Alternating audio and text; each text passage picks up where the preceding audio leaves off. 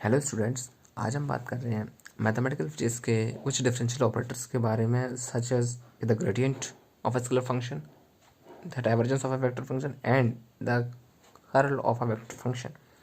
हम इसको स्टार्ट करते हैं कि वेक्टर डिफरेंशियल ऑपरेटर्स से, जिसको कि हम प्रोनाउंसिएट करते हैं कि द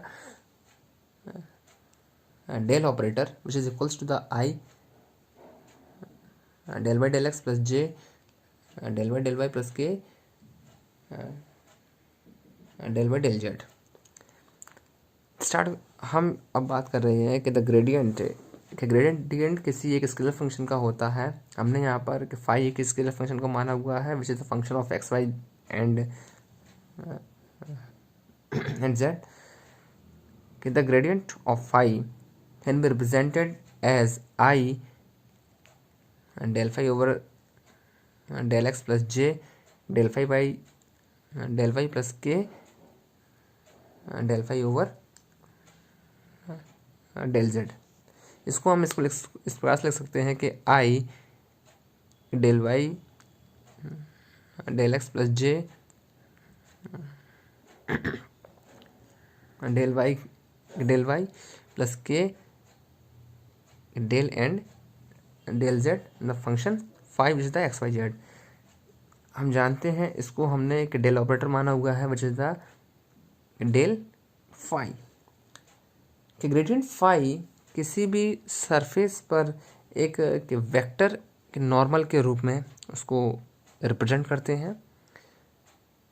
कि ग्रेडियंट किसी स्केलर फंक्शन का फाइंड किया जाता है, सच एज हम इसका उपयोग देखते हैं कि जब हम बात करते हैं कि वेक्टर पोटेंशियल इलेक्ट्रिक पोटेंशियल में जब हम बात करते हैं वी, और हम वहाँ इलेक्ट्रिक फील्ड को फाइंड करते हैं E equals to the minus of gradient of potential which is the minus of del we.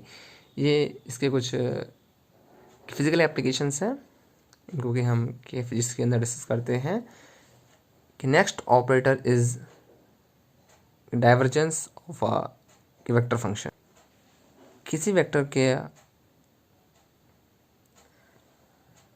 का जो डाइवर्जेंस है यह इस बात को इंडिकेट करता है कि वह वेक्टर किस प्रकार से स्प्रेड कर रहा है। हमने यहाँ पर वेक्टर फंक्शन को माना हुआ है A which is the i A x plus j A y plus k A Z. जब हम इसका डाइवर्जेंस फाइंड कर रहे हैं which is the divergence of A equals to scalar product of the del operator and the vector function, that is del dot A. Del operator की हमने value रखा हुआ है i del Y del x plus J del Y plus के del Y del Z the dot i A x plus j A y plus k A z. हम जानते हैं dot product में सेम डायरेक्शन कि जब हम कर रहे होते हैं कि dot product which is equals to the one and i dot j equals to zero j dot k equals to zero. It means in the same direction उसका प्रोडक्ट एक आता है, यूनिट आता है। ये इस प्रकार से है क्योंकि हम जानते हैं A dot B equals to A B cos theta. Same direction में यहाँ पर एंगल हमारा 0 डिग्री रहता है and the cos 0 equals to 1, that is i dot i equals to 1। इसके अलावा i dot j and i dot k equals to 0 हो जाएंगे। इसीलिए जब सेम यूनिट डायरेक्शन में होगा तो वहाँ पर यूनिट आएगा, यूनिट वेक्टर रहेगा। इसके अलावा अदर डायरेक्शन में उसका प्रोडक्ट वो 0 हो जाता है। इसलिए जब हमने आई डेल बाई डेल एक्स का जब हमने आई एक्स से किया है तो ये आ गया है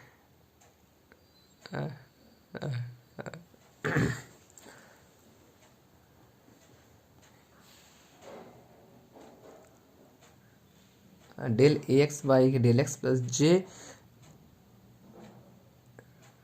del A y upon y plus del Az by del Z. So this is the divergence of any vector field. यदि किसी वेक्टर फील्ड का डाइवर्जेंस पॉजिटिव होता है, इट मीन्स वहाँ पर उस वेक्टर फील्ड का कोई सोर्स पाया गया है। इसका एग्जांपल हम देखते हैं इलेक्ट्रोस्टैटिक्स में, कि जहाँ पर यदि कोई पॉइंट आवेश है, पॉजिटिव आवेश हमने मान लिया है, तो पॉजिटिव आवेश से इलेक्ट्रिक फील्ड लाइंस बाहर की ओर निकलती हैं। It means there is a source of electric field. इसी प्रकार से यदि किसी भी वेक्टर का डाइवर्जेंस यदि वो निगेटिव है, इट मीन्स वहाँ पर कोई सिंक है।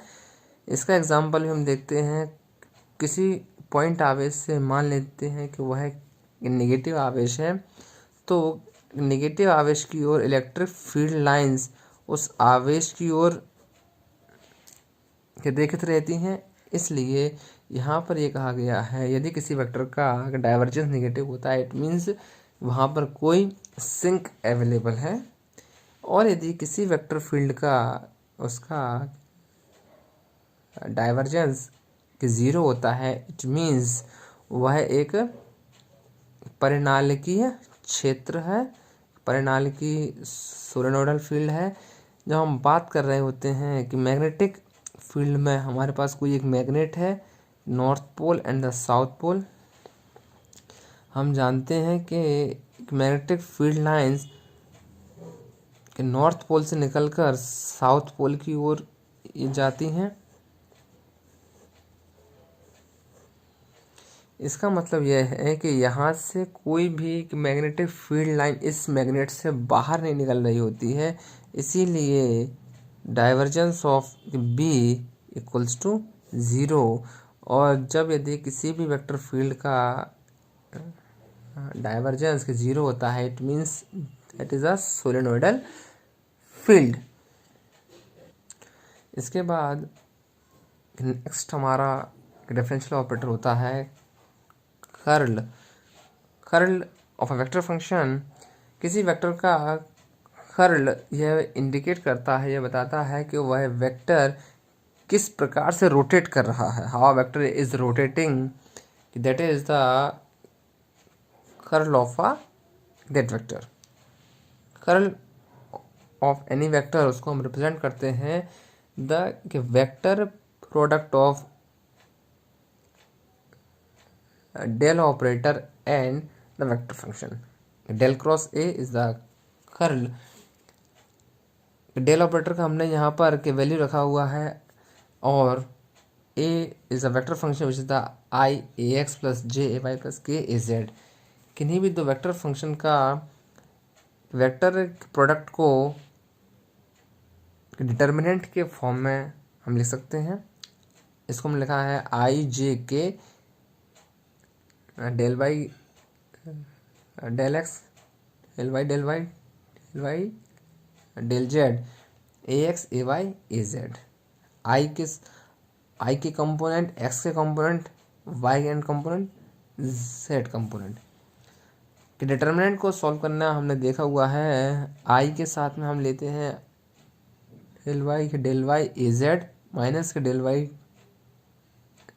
Del z of A y minus J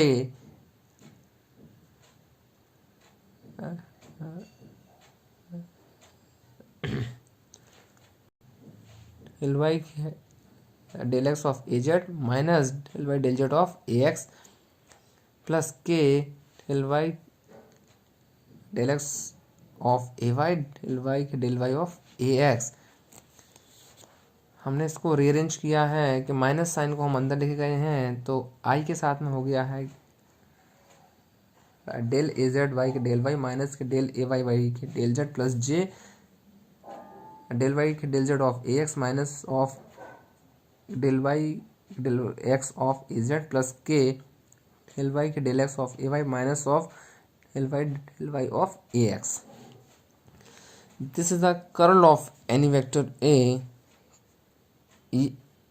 if curl of any vector equals to non-zero, that is the vector is a rotational vector, वह वेक्टर रोटेट कर रहा है। और यदि किसी वेक्टर का कर्ल का वैल्यू उसका ज़ीरो है, it means that vector is a irrotational vector. So आपने देखा differential operators, the gradient, the divergence and the curl. इन डिफरेंशियल ऑपरेटर्स का हम मैथमेटिकल फिजिक्स में बहुत उपयोग करते हैं। साथ ही जब हम बात कर रहे होते हैं इलेक्ट्रोडायनेमिक्स में, इलेक्ट्रोडायनेमिक्स का there is a huge application of these differential operators.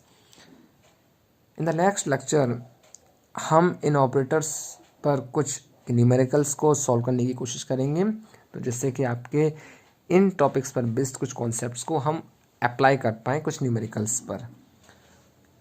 So thank you so much students.